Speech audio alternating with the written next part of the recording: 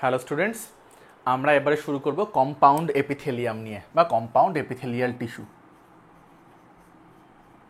Compound epithelial tissue. আমরা নিশ্চয়ই simple epithelium বা সিম্পল এপিথেলিয়াল টিস্যু মানে জানি যে সেখানে কি হবে, একটা বেসমেন্ট মেমব্রেনের ওপরে এপিথেলিয়াল সেলগুলো সিঙ্গেল লেয়ারে অ্যারেঞ্জ থাকবে। কিন্তু কম্পাউন্ড যেই মুহূর্তে হয়ে যাচ্ছে তার মানে কিন্তু এখানে বেসমেন্ট মেমব্রেনের ওপরে সেলগুলো মাল্টি লেয়ারে সাজানো থাকবে বা অ্যারেঞ্জ থাকবে। তার মানে এই যদি আমাদের বেসমেন্ট মেমব্রেন হয়, বেসমেন্ট মেমব্রেনের স্ট্রাকচার আমরা প্রত্যেকে জানি, বেসমেন্ট মেমব্রেনে দুটো লেয়ার থাকে, তাই না? ব্যাসাল ল্যামিনা এবং ফাইব্রাস ল্যামিনা। তো এটা ধরো ব্যাসাল ল্যামিনা, তার নিচে ফাইব্রাস ল্যামিনা। ফাইব্রাস ল্যামিনাটা অপেক্ষাকৃত মোটা হয়, থিক হয়, ব্যাসাল ল্যামিনাটা থিন হয়। তো এর ওপরে কিন্তু এটা তাহলে বেসমেন্ট মেমব্রেন হয়ে গেল।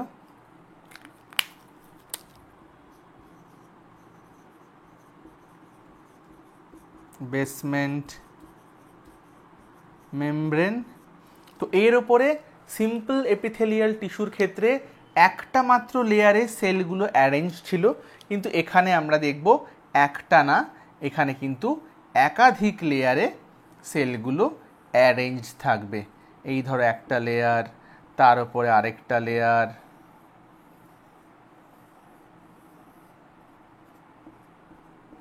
তার উপরে আরেকটা লেয়ার। তো এরকম মাল্টিপল লেয়ার কিন্তু আমরা কম্পাউন্ড এপিথেলিয়াল টিস্যুর ক্ষেত্রে দেখতে পাবো। বেসমেন্ট মেমব্রেনের উপরে মাল্টিপল লেয়ারে থাকবে। এবারে আমরা দেখব যে কম্পাউন্ড এপিথেলিয়াল টিস্যুকে কত ভাগে ভাগ করা যায়। কিসের ওপর বেস করে এই ডিভিশনটা হয়? সেটা হচ্ছে ওদের স্ট্রেচিং ক্যাপাসিটির ওপর। এরা স্ট্রেচ করতে পারে নাকি স্ট্রেচ করতে পারে না, তার ওপর বেস করে কিন্তু আমরা কম্পাউন্ড এপিথেলিয়াল টিস্যুকে দুটো ভাগে ভাগ করতে পারি। একটাকে আমরা বলি স্ট্র্যাটিফাইড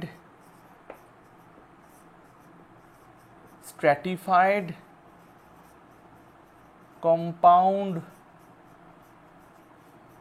এপিথেলিয়াম বা শুধুমাত্র স্ট্র্যাটিফাইড এপিথেলিয়াম। আরেকটা হচ্ছে ট্রানজিশনাল এপিথেলিয়াম। ঠিক আছে, তাহলে কম্পাউন্ড এপিথেলিয়াল টিস্যু বা কম্পাউন্ড এপিথেলিয়ামকে আমরা দুটো ভাগে ভাগ করতে পারি, স্ট্রেচ করতে পারে নাকি পারে না তার উপর বেস করে। একটা হচ্ছে স্ট্র্যাটিফাইড এপিথেলিয়াম, একটা হচ্ছে ট্রানজিশনাল এপিথেলিয়াম। ট্রানজিশনাল এপিথেলিয়ামটা কিন্তু স্ট্রেচ করতে পারবে, স্ট্রেচেবল। এটা কিন্তু নন স্ট্রেচেবল স্ট্র্যাটিফাইড এপিথেলিয়ামটা। এবারে আমরা দেখি যে স্ট্র্যাটিফাইড এপিথেলিয়ামে কে আবার কোন কোন ভাগে ভাগ করা যেতে পারে। স্ট্র্যাটিফাইড এপিথেলিয়ামও কিন্তু একই ব্যাপার, স্ট্র্যাটিফাইড হোক বা ট্রানজিশনাল হোক। আবার বলছি, বেসমেন্ট মেমব্রেনের ওপর কিন্তু অনেকগুলো সেল লেয়ার থাকবে বা মাল্টি লেয়ার্ড অবস্থায় কিন্তু এরা থাকবে।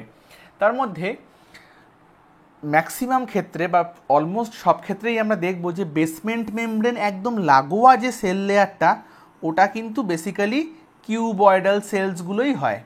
ঠিক আছে, কিউব লাইক স্ট্রাকচার হয়।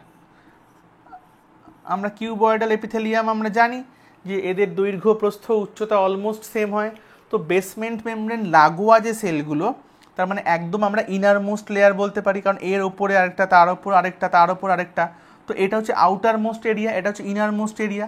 তাহলে বেসমেন্ট মেমব্রেনের অ্যাডজাসেন্ট যে সেল লেয়ারটা বা ফার্স্ট যে সেল লেয়ারটা, সেটা কিন্তু সব ক্ষেত্রেই আমরা দেখব কিউবয়েডাল হবে, কিউব লাইক হবে। কিন্তু স্ট্র্যাটিফাইড এপিথেলিয়ামে তো অনেকগুলো লেয়ার থাকবে, তাই তো স্ট্র্যাটিফাইড, তাই না? স্ট্র্যাটা মানে তো লেয়ার বা স্তর। তো টপমোস্ট লেয়ারের সেলগুলোর শেপ কীরকম, টপমোস্ট লেয়ারের সেলগুলোর শেপ কীরকম, তার ওপর বেস করে কিন্তু স্ট্র্যাটিফাইড এপিথেলিয়ামকে আমরা অনেকগুলো ভাগে ভাগ করতে পারি। ঠিক আছে, এটা কিন্তু ইনার মোস্ট লেয়ার দিয়ে না। আবার বলছি, ইনার মোস্ট লেয়ারটা কিন্তু যতগুলো এখানে ভাগ করব প্রত্যেকের ক্ষেত্রে কিন্তু আমরা সেম দেখব। এমনকি এর ক্ষেত্রেও আমরা দেখব যে ইনারমোস্ট লেয়ারটা কিন্তু বেশিরভাগ ক্ষেত্রেই কিউবয়েডাল শেপই হয়। তো এক্ষেত্রে যে ভাগটা করা হয়েছে বেসড অন কি, বেসড অন টপমোস্ট লেয়ার, এর ওপরের দিকের লেয়ার যে সেলগুলো থাকবে তাদের শেপ কীরকম তার উপর বেস করে আমরা স্ট্র্যাটিফাইডকে কয়েকটা ভাগে ভাগ করতে পারি। কি কি? প্রথমটা হচ্ছে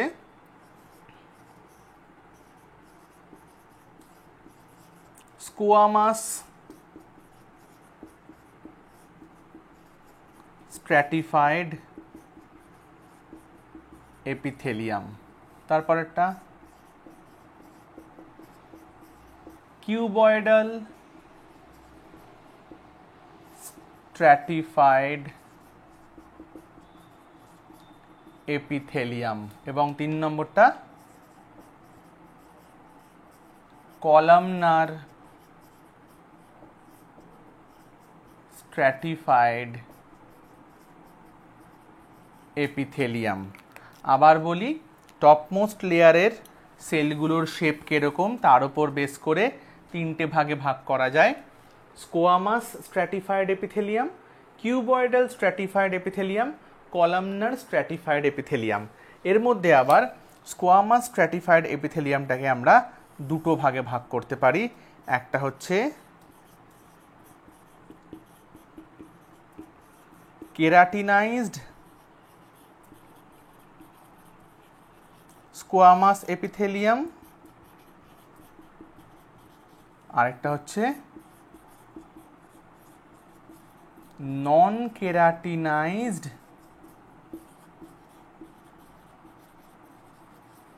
স্কোয়ামাস এপিথেলিয়াম। তার মানে ওপরের দিকের লেয়ারের যে সেলগুলো তারা পাতলা চ্যাপ্টা আঁশের মতো হবে স্কোয়ামাস, তার মধ্যে আবার সেই সেলগুলোর মধ্যে যদি কেরাটিন প্রোটিন জমে থাকে, কেরাটিন প্রোটিন, এবং তারা যদি ডেড সেল হয় সেক্ষেত্রে তাকে আমরা ফেলবো কেরাটিনাইজড স্কোয়ামাস এপিথেলিয়ামে।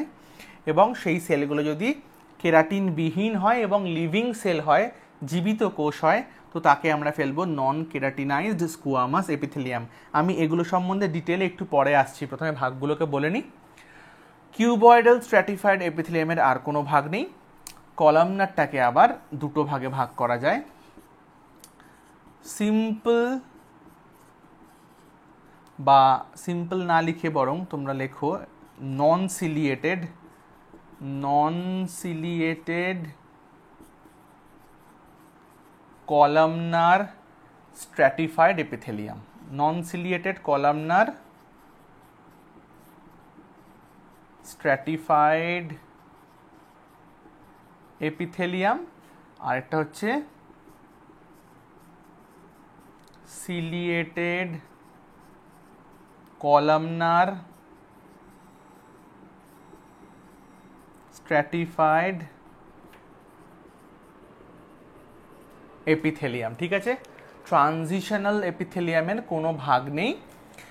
ফলে এই হচ্ছে আমাদের কম্পাউন্ড এপিথেলিয়াল টিস্যুর টাইপস। এবারে আমরা প্রত্যেকটা সম্বন্ধে একটু জানার চেষ্টা করব। তাহলে প্রথমে আমরা আসছি স্ট্র্যাটিফাইড কম্পাউন্ড এপিথেলিয়াম নিয়ে, যেখানে আমরা দেখব বেসমেন্ট মেমব্রেনের ওপর অনেকগুলো লেয়ারে সেলগুলো সজ্জিত, তবে তারা স্ট্রেচেবল নয়, নন স্ট্রেচেবল, এই ক্ষেত্রে স্ট্রেচেবল। ঠিক আছে, তাহলে প্রথমটায় আমরা আসি স্কোয়ামাস স্ট্র্যাটিফাইড এপিথেলিয়াম। তার আবার 2টো, একটা কেরাটিনাইজড, একটা নন কেরাটিনাইজড। আমি প্রথমে এক্সাম্পল লিখে দিই। কেরাটিনাইজড স্কোয়ামাস এপিথেলিয়াম আমরা কোথায় দেখতে পাবো? এর এক্সাম্পল হচ্ছে আমরা দেখতে পাবো আমাদের যে স্কিন, বা আরও স্পেসিফিক্যালি বলা উচিত এপিডার্মিস অফ স্কিন। ওকে, আমি এপিডার্মিসটা কি আমি আসছি, ছবি আঁকবো একটু পরে। আর নন কেরাটিনাইজড স্কোয়ামাস এপিথেলিয়াম আমরা কোথায় দেখতে পাবো? এটা কিন্তু আমরা দেখতে পাবো আমাদের বাক্কাল ক্যাভিটি বা মাউথ ক্যাভিটির যে ইনার লাইনিং, তাই না? তাহলে ইনার লাইনিং অফ বাক্কাল ক্যাভিটি, মুখের ভেতরের যে স্পেসটা, মানে গালের ভেতরের দিক, বা টাগড়া বলতে পারো, ওপরে আমাদের যে প্যালেট হয়, হার্ড প্যালেট, সেসব জায়গায় কিন্তু আমরা নন কেরাটিনাইজড স্ট্র্যাটিফাইড স্কোয়ামাস এপিথেলিয়াম দেখতে পাবো, মানে অনেকগুলো লেয়ারে কিন্তু থাকবে। আর আমরা কোথায় দেখতে পাবো? আমরা কিন্তু দেখতে পাবো, ধরো আমাদের যে চোখের কর্নিয়া, এটা কিন্তু খুব গুরুত্বপূর্ণ। চোখের কর্নিয়া আমরা জানি খুব ইম্পর্ট্যান্ট একটা পার্ট। তো চোখের কর্নিয়ায় কিন্তু আমরা নন কেরাটিনাইজড স্ট্র্যাটিফাইড স্কোয়ামাস এপিথেলিয়াম দেখতে পাবো। এছাড়া আমরা ইনার লাইনিং অফ ভ্যাজাইনায় দেখতে পাবো। ঠিক আছে, ইনার লাইনিং অফ ভ্যাজাইনাটা ফিমেল রিপ্রোডাক্টিভ পার্টের একটা পার্ট, তাই না? ফিমেল রিপ্রোডাক্টিভ সিস্টেমের একটা পার্ট। ওকে, তাহলে এই সব জায়গায় কিন্তু আমরা স্ট্র্যাটিফাইড স্কোয়ামাস এপিথেলিয়াম দেখতে পাবো। তার মধ্যে এপিডার্মিসে দেখবো কেরাটিনাইজড, মানে এক্ষেত্রে টপ মোস্ট লেয়ারের সেলগুলো হচ্ছে তোমার কেরাটিনযুক্ত এবং ডেড। আর এই সব ক্ষেত্রে যেটা দেখতে পাবো সেক্ষেত্রে কিন্তু টপ মোস্ট লেয়ারের সেলগুলো লিভিং এবং নন কেরাটিনাইজ বা কেরাটিনবিহীন। তো আমি এইটা একটু এক্সপ্লেন করি, কারণ এইটা আমাদের জানা খুব দরকার, বিশেষ করে এপিডার্মিস অফ স্কিন। আমি একটু বোর্ডটা ইরেজ করছি, এই দিকটা থাক, আমি যা করার লেফট সাইডেই করছি। একটা স্ক্রিনশট নিলে নিয়ে নাও। ওকে,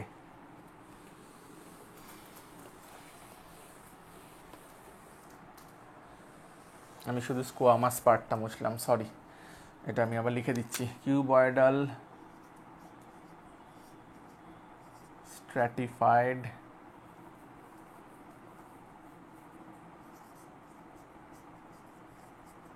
এপিথেলিয়াম। ওকে, তাহলে চলে আসি স্কোয়ামাসে, যেটা আমরা আসলাম যে স্কিন। স্কিনের দুটো মেন লেয়ার থাকে। আমি যদি স্কিন নিয়ে কথা বলি, স্কিনের মেনলি দুটো লেয়ার থাকে। কি কি? একটাকে আমরা বলি ডার্মিস, ডার্মিস অফ স্কিন, আরেকটাকে বলা হয় এপিডার্মিস অফ স্কিন। ঠিক আছে, এই দুটো মেন লেয়ার, ডার্মিস এবং এপিডার্মিস। ডার্মিস নিচের লেয়ারটা, এপিডার্মিস একদম আউটার মোস্ট যে লেয়ার যেটা আমরা দেখতে পাচ্ছি, এটা কিন্তু বেসিক্যালি এপিডার্মিস। তাহলে এপিডার্মিস প্রথমে, তার নিচে ডার্মিস, এবং ডার্মিসের তলায় কিন্তু আরেকটা লেয়ার থাকে যাকে বলা হয় হাইপোডার্মিস। ডার্মিসের তলায় হাইপোডার্মিস। হাইপোডার্মিসে কিন্তু আমরা প্রচুর পরিমাণে অ্যাডিপোস টিস্যু দেখতে পাবো। অ্যাডিপোস টিস্যু মানে মেদকলা, তাই না? তো ফ্যাটি সাবস্টেন্স কিন্তু সেখানে জমতে থাকবে, প্রোটেকশানে হেল্প করবে, এনার্জি প্রোডাকশানে হেল্প করবে। যদি আমরা ডার্মিস নিয়ে কথা বলি, ডার্মিসের মধ্যে কিন্তু আমরা কোলাজেন ফাইবার, ইলাস্টিন ফাইবার, এই ধরনের ফাইবার্স প্রচুর পরিমাণে দেখতে পাবো। তার মানে কিন্তু এই ডার্মিস লেয়ারটা মেনলি তৈরি হয় কানেকটিভ টিস্যু নিয়ে। কানেকটিভ টিস্যু নিয়ে আমি পরে আসবো। তো কানেকটিভ টিস্যু পড়তে গিয়ে আমরা তখন দেখব কানেকটিভ টিস্যুর কিন্তু মেন কম্পোনেন্ট হচ্ছে তার ম্যাট্রিক্স, এবং ম্যাট্রিক্সের মধ্যে ফাইবার্স থাকে যদি আমরা প্রপার কানেকটিভ টিস্যু বলি। ঠিক আছে, স্পেশালাইজডগুলোর ক্ষেত্রে একটু এক্সেপশন হয়। আমি কানেকটিভ টিস্যুর সম্বন্ধে সেটা সম্বন্ধে বলবো, এখন আমি খুব একটা বলছি না। তাহলে ডার্মিসটাও কিন্তু মেনলি তৈরি হবে কানেকটিভ টিস্যু দিয়ে, আর হাইপোডার্মিসটাও কানেকটিভ টিস্যু, কারণ অ্যাডিপোস টিস্যু তো কানেকটিভ টিস্যুরই একটা পার্ট। কিন্তু এপিডার্মিসটা যদি আমরা দেখি, এপিডার্মিসটা কিন্তু আমাদের তৈরি হবে এপিথেলিয়াল টিস্যু দিয়ে বা আবরণী কলা দিয়ে। তো আমি ছোট করে প্রথমে স্কিনের ছবিটা একদম সহজ করে আঁকছি, স্কিনের ছবি কেমন হয়। তারপর আমি এপিডার্মিসে আসছি। আমাদের কিন্তু এখন আলোচ্য বিষয় এপিডার্মিস, তাই না? কারণ এপিডার্মিসের মধ্যেই কিন্তু আমরা কেরাটিনাইজড স্কোয়ামাস স্ট্র্যাটিফাইড এপিথেলিয়াম দেখতে পাবো। কেরাটিনযুক্ত বহুস্তরীয় স্কোয়ামাস এপিথেলিয়াল টিস্যু। তাহলে মোটামুটি আমাদের স্কিনের ছবিটা এরকম ধরনের হয়। দেখো, একদম সহজ করেই আঁকার চেষ্টা করছি। আচ্ছা, এই ধরো বেসমেন্ট মেমব্রেনটা, এই হচ্ছে বেসমেন্ট মেমব্রেন।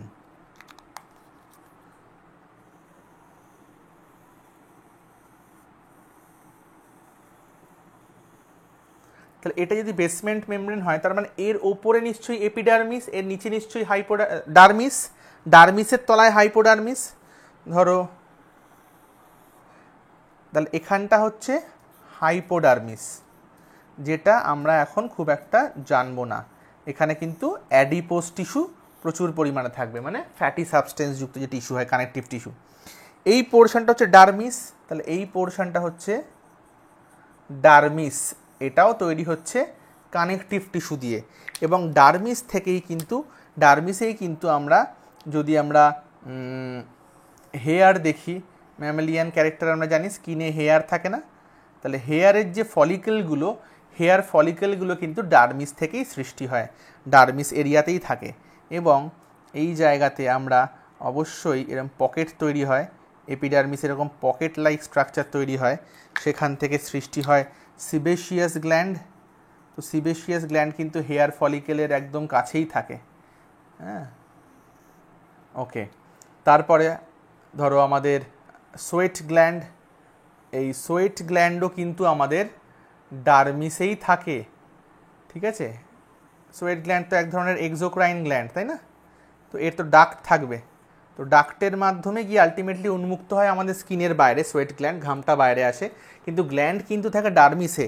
তাহলে এই হচ্ছে ডার্মিস লেয়ার। ঠিক আছে, এখানে নার্ভও থাকবে, বিভিন্ন নার্ভ এন্ডিং থাকবে, ব্লাড ভেসেল থাকবে, আমি আর আঁকছি না, এই ধরো ব্লাড ভেসেল, ঠিক আছে, ব্লাড ভেসেল থাকবে, ঠিক আছে, ব্লাড ভেসেল আলটিমেটলি হাইপোডার্মিস থেকেই উঠবে, উঠে ডার্মিসে গিয়ে কিন্তু ব্লাড ক্যাপিলারি সৃষ্টি করে, এখানে কিন্তু ক্যাপিলারি সৃষ্টি করবে। তাহলে এগুলো কিন্তু সব আমরা ডার্মিসের মধ্যে দেখলাম। তাহলে এটা আমাদের এখন আলোচ্য বিষয় নয়, আবার বলছি এগুলো কানেকটিভ টিস্যুর মধ্যে পড়ে যাবে, এখানে সব কানেকটিভ টিস্যু থাকে, এখানে ফাইবার থাকবে, কোলাজেন ফাইবার থাকবে, ইলাস্টিক ফাইবার থাকবে। তাহলে ডার্মিসটা কিসে হেল্প করবে? ফাইবার আছে মানে স্ট্রেংথ দেবে না, স্ট্রেংথ, স্টেবিলিটি, তাই না, ফ্লেক্সিবিলিটি। আমরা তো জানি যে কোলাজেন ফাইবারটা স্ট্রেংথ দেয়, শক্তপোক্ত, আর ইলাস্টিক যে ফাইবারটা সেটা ইলাস্টিসিটি বৃদ্ধি করে, তার মানে ফ্লেক্সিবিলিটি দেবে। এটা হচ্ছে ডার্মিসের কাজ। তো আমরা হচ্ছে এই রিজিয়নটা হচ্ছে এপিডার্মিস, ঠিক আছে, তো এটা হচ্ছে এপিডার্মিস। এই এপিডার্মিসে তাহলে অনেকগুলো লেয়ার থাকবে, আমি তো বললাম প্রথম লেয়ারটা হচ্ছে এরকম কিউবয়েডাল সেলস থাকবে, তাই না, কিউবয়েডাল সেলস থাকবে, বোঝা যাচ্ছে কি? তাহলে প্রথম একদম নিচে এপিডার্মিসের একদম প্রথম যে লেয়ারটা, এপিডার্মিস যদি এখান থেকে এই অবধি হয়, ধরো এই অবধি হচ্ছে এপিডার্মিস,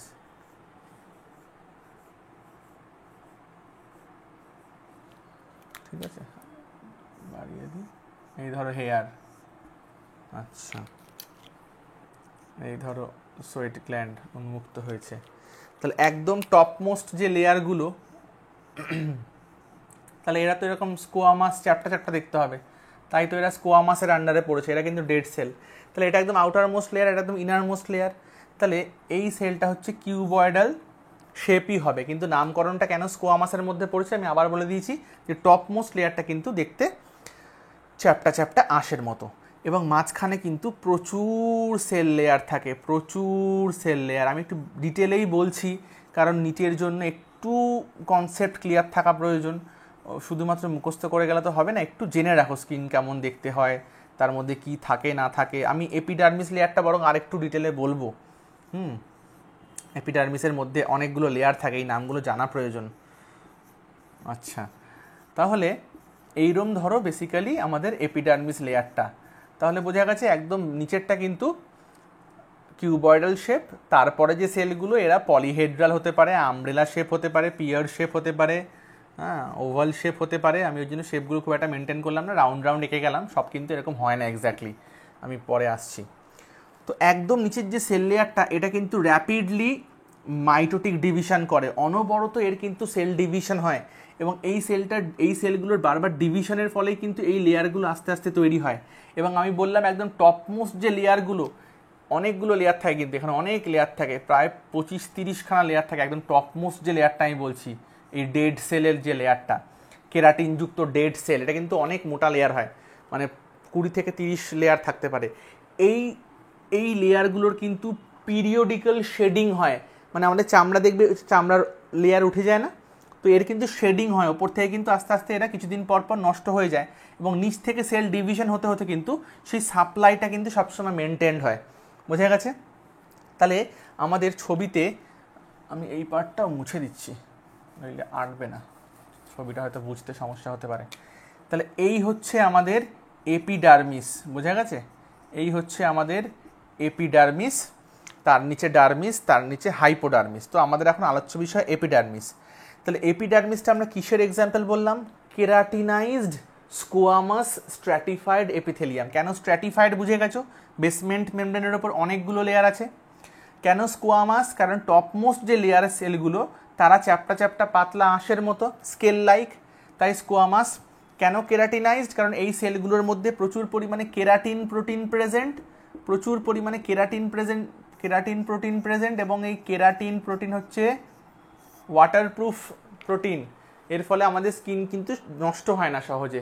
ওকে, তাহলে এই হচ্ছে আমাদের এপিডার্মিস। এবার আমরা এপিডার্মিসের লেয়ারগুলোকে একটু ডিটেলে দেখি।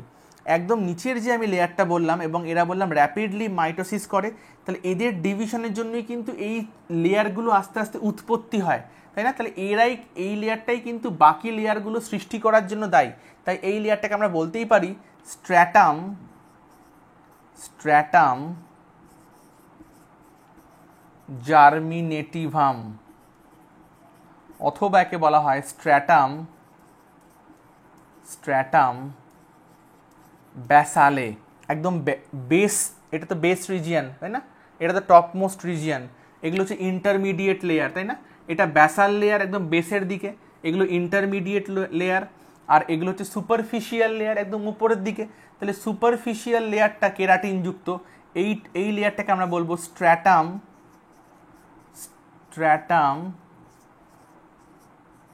কর্নিয়াম, মনে থাকবে।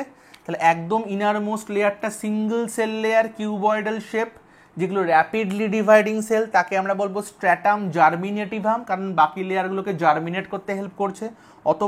অথবা স্ট্র্যাটাম ব্যাসালে, একদম বেসে বলে স্ট্র্যাটাম ব্যাসালে। টপমোস্ট লেয়ারগুলোর নাম কেরাটিনযুক্ত বলে এর নাম স্ট্র্যাটাম কর্নিয়াম। মাঝখানে কিন্তু দুটো লেয়ার থাকতে পারে বা তিনটে লেয়ার থাকতে পারে। আবার বলি, স্ট্র্যাটাম জার্মিনেটিভাম এবং স্ট্র্যাটাম কর্নিয়ামের মাঝখানে যে আমি অনেকগুলো সেল এঁকেছি, অনেক সেল লেয়ার, 15-20খানা লেয়ার থাকে, তাহলে এটাকে এই লেয়ার, এই যে সিঙ্গেল মানে 15-20খানা যে লেয়ার বললাম, একেও কিন্তু আমরা তিনটে রিজিয়নে বা দুটো রিজিয়নে ভাগ করতে পারি, তিনটে বা দুটো। কিসের ওপর বেস করে? স্কিনটা কীরকম। আমাদের দেহে কিন্তু সব জায়গায় স্কিন সমান হয় না।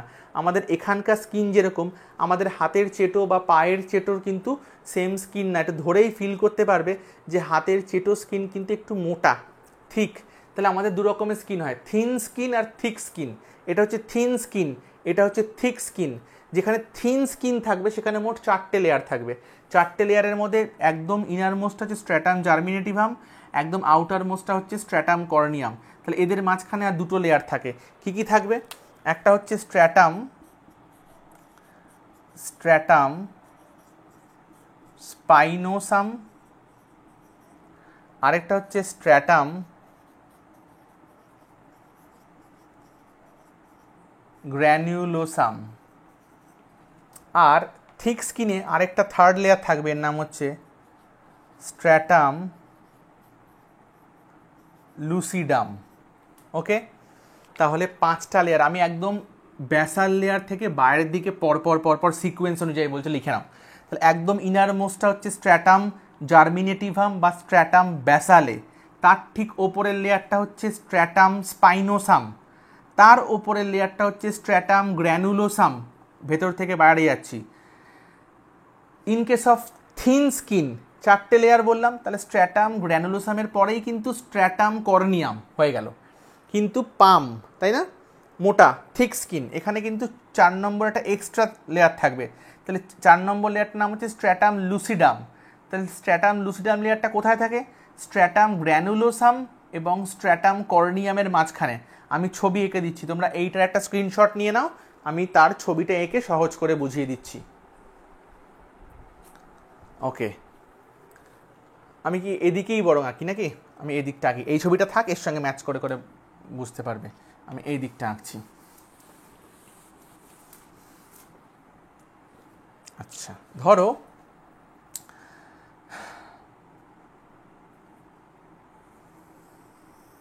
এই হচ্ছে বেসমেন্ট মেমব্রেন। আমি আর বেসমেন্ট মেমব্রেনটাকে ডিফারেন্ট কালার ইউজ করলাম না। ওকে, এর মধ্যে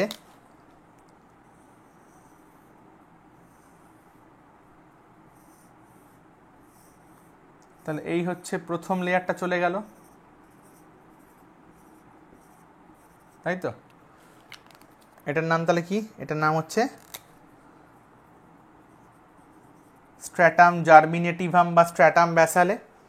আর একটা জিনিস জেনে রাখো, এই স্ট্র্যাটাম জার্মিনেটিভামে তো কিউবয়েডাল সেলস তো প্রচুর পরিমাণ আছে, এর মধ্যে কিন্তু 2-1টা অন্যরকম স্পেশালাইজ সেল থাকে। ধরে নাও এটা একটা স্পেশালাইজ সেল, আমি অন্য কালি করে দিলাম যাতে তোমাদের বুঝতে সুবিধা হয়। এর নাম হচ্ছে মার্কেল সেল। ওকে, আবার ধরো এইটা আরেকটা স্পেশালাইজ সেল, এর নাম হচ্ছে মেলানোসাইট। মার্কেল সেলগুলোর সঙ্গে নিচের লেয়ার থেকে নার্ভ এন্ডিং যুক্ত থাকে, নার্ভ এন্ডিং। ওকে, এবং নার্ভ এন্ডিং যুক্ত থাকার ফলে এই সেলগুলো টাচ সেন্সেশনকে পারসিভ করতে পারে, টাচ সেন্সেশনকে কিন্তু গ্রহণ করতে পারে মার্কেল সেল। আর মেলানোসাইট সেলের কাজ কি, নাম শুনেই বুঝছো, এরা কিন্তু মেলানিন পিগমেন্ট তৈরি করতে পারে। মেলানিন পিগমেন্টটাই কিন্তু আমাদের স্কিনের পিগমেন্ট বা হেয়ারের পিগমেন্টের জন্য দায়ী, ঠিক আছে। তাহলে এই স্পেশাল টাইপ অফ সেলগুলো কিন্তু আমরা দেখতে পাবো স্ট্র্যাটাম জার্মিনেটিভাম বা স্ট্র্যাটাম বেসালে, অর্থাৎ একদম ইনারমোস্ট লেয়ার অফ এপিডার্মিসের মধ্যে, ঠিক আছে। আর বাকি সেলগুলো হচ্ছে কিউবয়েডাল সেল, একদম সিম্পল কিউবয়েডাল সেল। আচ্ছা, নেক্সট, তার ওপরের লেয়ারের যে সেলগুলো সেটা প্রায় 10 থেকে 12 লেয়ার বা 8 থেকে 10 লেয়ার হতে পারে। সেই সেলগুলোর নাম কি? দেখো, সেই সেলগুলোর নাম আমি বললাম স্ট্র্যাটাম স্পাইনোসাম। তো স্ট্র্যাটাম স্পাইনোসাম কেমন স্পাইন বা কাঁটা কাটা মতো মনে হচ্ছে না? স্পাইনের মতো স্ট্রাকচার থাকবে। কি হয় বেসিক্যালি, এই লেয়ারে যে সেলগুলো, সেই সেলগুলো না একে অপরের সঙ্গে ডেজমোজোম, আমরা ডেজমোজোম নিশ্চয়ই নাম শুনেছি, ডেজমোজোমটা হচ্ছে সেল সেল জাংশন তৈরি করে, তাই না? তাহলে ডেজমোজোমের মাধ্যমে একে অপরের সঙ্গে যুক্ত থাকে এবং তার ফলে কি হয়, সেলগুলোর মাঝখানে মাঝখানে এরকম প্রসেসেস তৈরি হয়। একে দেখাচ্ছি তোমাকে।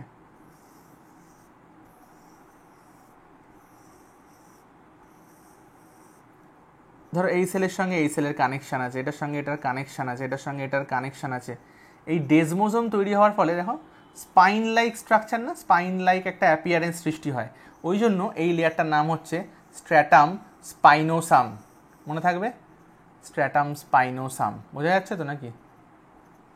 ওকে, অবশ্যই নিউক্লিয়াস দেবে, কারণ এরা কিন্তু লিভিং সেল।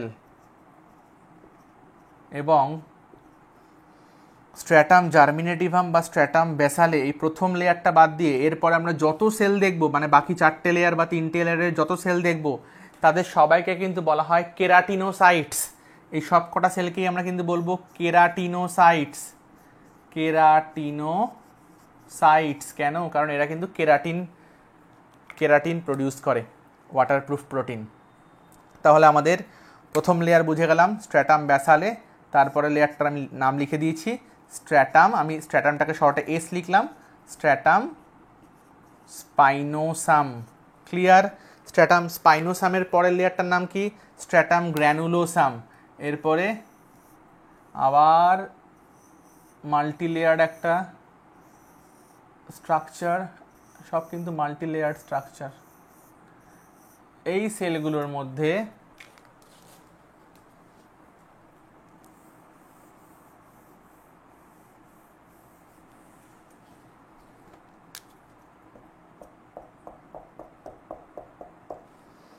কেরাটিন তো থাকেই, তার সঙ্গে কেরাটোহায়ালিন প্রডিউসড হয়। কেরাটিনের সঙ্গে কেরাটোহায়ালিন, তার ফলে কি হয়, সাইটোপ্লাজমে এরকম গ্র্যানিউল লাইক একটা অ্যাপিয়ারেন্স থাকে, ঠিক আছে। তাই একে বলা হয়, এখানটা লিখছি, তাহলে এইটাকে আমরা বলবো স্ট্র্যাটাম, শর্টে এস লিখলাম, গ্র্যানিউলোসাম। বোঝা গেছে? তাহলে প্রথমটা হচ্ছে স্ট্র্যাটাম বেসালে, তারপর স্ট্র্যাটাম স্পাইনোসাম, তারপর স্ট্র্যাটাম গ্র্যানুলোসাম। যদি আমরা থিন স্কিন দেখি, থিন স্কিন দেখলে কিন্তু এরপরেই আমরা ওই ডেড সেলগুলো দেখব, অসংখ্য লেয়ারে অ্যারেঞ্জ, 20 থেকে 25 বা 30 লেয়ারে ডেড সেল, পাতলা পাতলা চ্যাপ্টা আঁশের মতো কেরাটিনযুক্ত। তো সেক্ষেত্রে থিন স্কিনে 4টে লেয়ার। কিন্তু যদি আমরা থিক স্কিন দেখি, থিক স্কিনে কিন্তু আমরা এরপরে আরেকটা লেয়ার দেখব, যেই সেলগুলো ডেড, ওভাল শেপড বা স্কেল লাইক, এরা ট্রান্সপারেন্ট জাতীয় হয়। ট্রান্সপারেন্ট কি জন্য? এলেইডিন বলে একটা প্রোটিন তৈরি হয়, ঠিক আছে, ওই কেরাটোহায়ালিন থেকেই তৈরি হয়। এই সেলগুলোর মধ্যে যে কেরাটোহায়ালিন থাকে সেগুলি কনভার্টেড হয় এলইডিনে। এটা এক ধরনের ট্রান্সপারেন্ট প্রোটিন, এবং ট্রান্সপারেন্ট প্রোটিন থাকার ফলে এই সেল লেয়ারটা ট্রান্সপারেন্ট মনে হয় দেখে, ঠিক আছে। তো ওই জন্য এটাকে বলা হয় স্ট্র্যাটাম লুসিডাম। তাহলে এটা হচ্ছে স্ট্র্যাটাম লুসিডাম, লিউসিড স্ট্রাকচার একটা, স্ট্র্যাটাম লিউসিডাম। এবং তার উপরে ফাইনালি আমাদের ডেড কেরাটিনযুক্ত যে সেল, মানে যার ওপর বেস করে এর নামটা হয়েছে যে কেরাটিনাইজড স্কোয়ামাস স্ট্র্যাটিফাইড এপিথেলিয়াম, তাহলে এটা হচ্ছে স্ট্র্যাটাম কর্নিয়াম, ঠিক আছে। এবং এই লেয়ারের কিন্তু বললাম আমি পিরিয়ডিক্যালি শেডিং হয়, অর্থাৎ আস্তে আস্তে কিন্তু এই সেলগুলো কিছুদিন পর পর নষ্ট হতে থাকে, কিন্তু এই সেলগুলো মাইটোটিক্যালি অ্যাক্টিভ হওয়ার ফলে আলটিমেটলি কিন্তু পেছন থেকে সেল লেয়ার পুশ করে, ফলে কখনোই কিন্তু শেষ হয়ে যায় না, চামড়া উঠলে আবার চামড়া কিন্তু হয়ে যায়। ঠিক আছে, আরেকটা কথা বলে রাখি, এই স্ট্র্যাটাম স্পাইনোসাম যে লেয়ারটা, এই লেয়ারের মধ্যে কিন্তু কিছু আমরা স্পেশালাইজ সেল দেখতে পাবো, যাদেরকে বলা হয় ল্যাঙ্গারহ্যান্স সেলস। মনে থাকবে, আমরা ল্যাঙ্গারহ্যান্স এই নামটা শুনেছি আগে, ল্যাঙ্গারহ্যান্স সেলস। এই সেলগুলো বেসিক্যালি ফ্যাগোসাইটিক ইন নেচার, এরা ভাইরাস ব্যাকটেরিয়াকে ফ্যাগোসাইটোসিস করে, অর্থাৎ আমাদের প্রোটেকশানে হেল্প করে মেনলি। ঠিক আছে, তাহলে এই হচ্ছে আমাদের কিসের ছবি আঁকলাম, এটা হচ্ছে figure of epidermis of skin, epidermis of skin. তাহলে এটা হচ্ছে এপিডার্মিস, এটা হচ্ছে ডার্মিস, এটা হচ্ছে হাইপোডার্মিস। আমরা এখন যে জিনিসটা পড়লাম কেরাটিনাইজড স্কোয়ামাস স্ট্র্যাটিফাইড এপিথেলিয়াম, সেটা হচ্ছে বেসিক্যালি এই লেয়ারটা। দেখো স্ট্র্যাটিফাইড এবং একদম টপমোস্ট লেয়ারটা কেরাটিনযুক্ত স্কোয়ামাস সেল। তাহলে বোঝা গেছে এই হচ্ছে আমাদের স্ট্র্যাটিফাইড, তার আন্ডারে কেরাটিনাইজড। আর নন কেরাটিনাইজডের ক্ষেত্রে কি হবে, সেক্ষেত্রে কিন্তু টপমোস্ট লেয়ারগুলো যে সেলগুলো তারা লিভিং হবে এবং তাদের মধ্যে আমরা কেরাটিন দেখতে পাবো না। কোথায় পাবো তো আমি বলে দিয়েছি, বাক্কাল ক্যাভিটির মধ্যে এবং আরও অনেক জায়গাতেই পাবো, যেমন cornea, inner lining of vagina, আমাদের ইসোফেগাসে দেখতে পাবো। ঠিক আছে, তাহলে আমাদের হয়ে গেল স্কোয়ামাস। নেক্সট আমরা আসছি কিউবয়েডাল, তারপরে আমরা আসছি কলামনারে। একটা স্ক্রিনশট নিলে নিয়ে নাও, আমি নইলে মুছে দেব।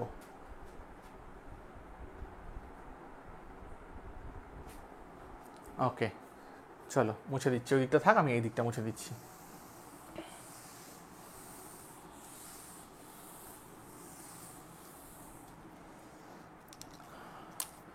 তাহলে আমাদের স্কোয়ামাসটা হয়ে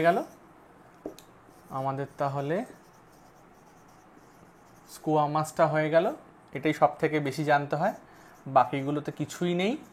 কিউবয়েডাল, কলামনারের মধ্যে আবার নন সিলিয়েটেড, আর একটা হচ্ছে সিলিয়েটেড।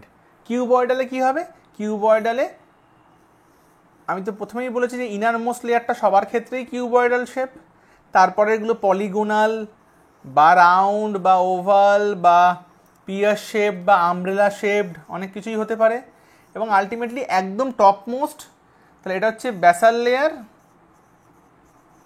এগুলো ইন্টারমিডিয়েট লেয়ার, আর একদম উপরে যে সুপারফিশিয়াল লেয়ার, তো এখানে সুপারফিশিয়াল লেয়ারের সেলগুলোও কিন্তু কিউবয়েডাল, কিউবের মতোই, দেখো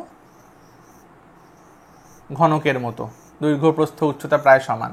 তাহলে এটা হচ্ছে সুপারফিশিয়াল লেয়ার, তাহলে সুপারফিশিয়াল লেয়ারের সেলগুলো কিন্তু সব কিউবয়েডাল শেপড। ওকে, এই ধরনের এপিথেলিয়াল টিস্যু বা এপিথেলিয়াম কোথায় আমরা দেখতে পাবো, আমরা দেখতে পাবো বিভিন্ন গ্ল্যান্ডের যে ডাক্টগুলো, তার মধ্যে ডাক্টস অফ গ্ল্যান্ডস। যেমন কোন কোন গ্ল্যান্ড হতেই পারে, সিবেশিয়াস গ্ল্যান্ডের ছবি আমি একটু আগে স্ক্রিনের মধ্যে আঁকলাম, হেয়ার ফলিকেলের পাশেই যে ছোট্ট মতো গ্ল্যান্ডটা আমি আঁকলাম, সিবেশিয়াস গ্ল্যান্ড কী করে, সিবাম সিক্রিট করে, তাই না, সিবাম সিক্রিট করে, এক ধরনের ওয়্যাক্সি বা লিপিড লাইক স্ট্রাকচার। আচ্ছা, আর কি হতে পারে, সোয়েট গ্ল্যান্ড হতে পারে, আমি তারও ছবি এঁকেছিলাম, মনে করো ডার্মিসে প্যাঁচানো মতো আমি আঁকলাম না, সেখান থেকে ডাক্ট বেরোচ্ছে, ডাক্টটা আমাদের আলটিমেটলি এপিডার্মিসের বাইরে উন্মুক্ত হয়েছে, তাহলে সেই যে ডাক্ট, সেই যে সোয়েট গ্ল্যান্ডের যে ডাক্ট, তার মধ্যেও কিন্তু আমরা কিউবয়েডাল এপিথেলিয়াল সেল দেখতে পাবো। আমরা স্যালাইভারি গ্ল্যান্ডের ক্ষেত্রেও কিন্তু দেখতে পাবো। স্যালাইভারি গ্ল্যান্ড নিশ্চয়ই আমাদের জানা আছে, প্যারোটিড, সাবম্যান্ডিবিউলার, সাবলিঙ্গুয়াল, সেখান থেকে Stensen's duct of Wharton, duct of Rivinus, সেই ডাক্টগুলোর নাম নিশ্চয়ই মনে আছে। তো ওই ডাক্টের মধ্যেও কিন্তু আমরা কিউবয়েডাল স্ট্র্যাটিফাইড কম্পাউন্ড এপিথেলিয়াম দেখতে পাবো। ঠিক আছে, এই হয়ে গেল কিউবয়েডাল। যদি আমরা কলামনার নিয়ে কথা বলি, একই জিনিস, কলামনার নিয়ে কথা বললে একই জিনিস, মানে ব্যাসাল লেয়ার এবং intermediate layer of the same জিনিস। যদি আমরা টপমোস্ট লেয়ারগুলো দেখি তাহলে টপমোস্ট লেয়ারগুলো কি হবে, in case of non ciliated কি হবে, এরকম লম্বা লম্বা,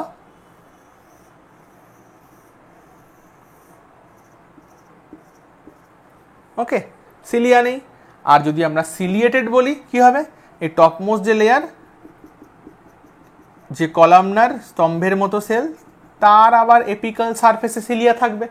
ঠিক আছে, তাহলে নন সিলিয়েটেড দেখবো কোথায় আমরা, দেখবো আমরা এপিগ্লটিসে, আর সিলিয়েটেড দেখবো কোথায়, দেখবো আমরা ল্যারিংসে। ঠিক আছে, তাহলে এইটা আমাদের হয়ে গেল স্ট্র্যাটিফাইড কম্পাউন্ড এপিথেলিয়াম। এবার আমরা চলে আসি স্ট্র্যাটিফাইডের পরে ট্রানজিশনালে। আমি এই দিকটা মুছে দিচ্ছি এবারে। ট্রানজিশনাল এপিথেলিয়াম, নাম শুনে কি মনে হচ্ছে, ট্রানজিশনাল, তাই না? ট্রানজিশনাল মানে আমি আগেই বললাম যে এদের কিন্তু ফ্লেক্সিবল ইন নেচার, এরা কিন্তু টানলে এদের শেপ চেঞ্জ হয়ে যাবে। কেমন হয় ব্যাপারটা, এই ধরে বেসমেন্ট মেমব্রেন, ওকে, বেসমেন্ট মেমব্রেনের উপরে প্রথম লেয়ারের সেলগুলো হচ্ছে কিউবয়েডাল ইন নেচার, ওকে, তারপরে সেলগুলো পলিগোনাল বা আমব্রেলা শেপড বা পিয়ার শেপড,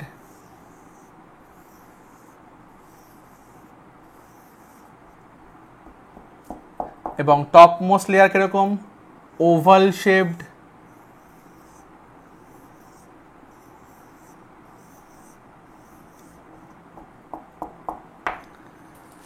স্ট্রেচ হলে কি হবে, এটা হচ্ছে নর্মাল কন্ডিশন।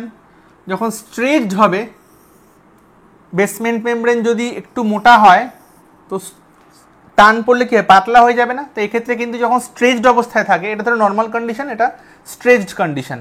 স্ট্রেচ কন্ডিশনে কিন্তু বেসমেন্ট মেমব্রেন এতই পাতলা হয়ে যায় যে দেখতেই পাবে না, এবং এই সেলগুলো যেগুলো কিউবয়েডাল হোক বা পলিগোনাল হোক বা ওভাল হোক, যদি টান পড়ে তাহলে সবাই কিন্তু অলমোস্ট ফ্ল্যাট লাইক অ্যাপিয়ারেন্স হয়ে যাবে, সবাই কিন্তু ফ্ল্যাট হয়ে যাবে, তাই না? স্ট্রেচেবল তো, তুমি যদি কোনো জিনিসকে ধরে টান মারো কি হবে, বোঝা গেছে? তাহলে এটা নর্মাল কন্ডিশন, এটা স্ট্রেচড কন্ডিশন, এই জন্য এদেরকে বলা হয় ট্রানজিশনাল এপিথেলিয়াম। ট্রানজিশনাল এপিথেলিয়াম আমরা কোথায় দেখতে পাবো? এক্সাম্পল আমরা দেখতে পাবো রেনাল পেলভিসে। আমাদের কিডনির ছবি মনে আছে?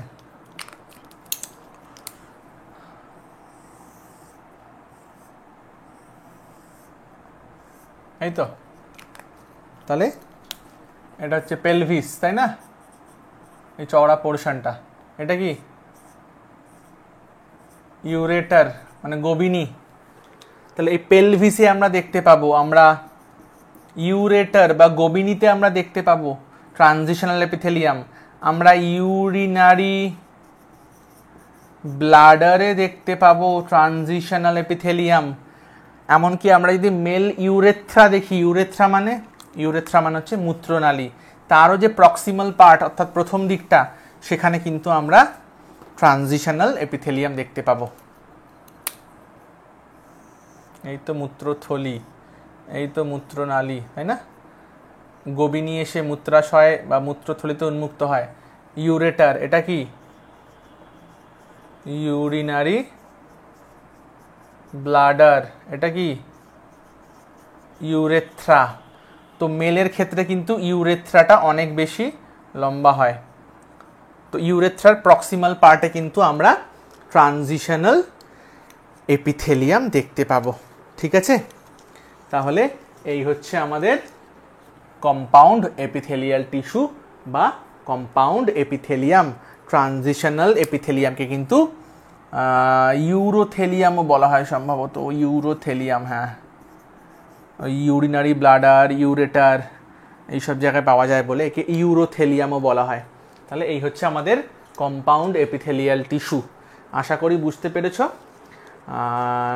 নেক্সট ভিডিওতে আমরা স্পেশালাইজড এপিথেলিয়াল টিস্যু মানে গ্ল্যান্ডুলার এপিথেলিয়াম বা গ্ল্যান্ড নিয়ে ফিরে আসছি। ঠিক আছে, চলো।